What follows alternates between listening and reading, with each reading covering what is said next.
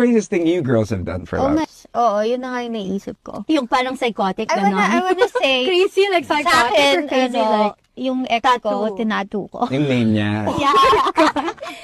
I love the reactions pag kinukuha. alam mo, sabi nila, So, let me pag see if you ganyan covered it daw, up. napatato ka na ibang klaseng sex na yung meron kayo. Ah, really? It's like Hindi, Wow, at least hindi yung parang kay, sino to, si Nicano, like buong back niya, Mariah talaga. O, diba? Tapos break na sila. Yung akin naman, initials lang. And we had the same.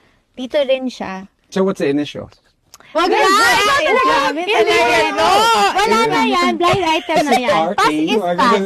Past is past, okay? May family na rin yung guy. Yeah. Leave that alone. The same guy. It's the same guy. No, it's not the same guy. The same guy. Right. Pero it's funny because like, you learn from it na parang, I was that stupid, but it's cute.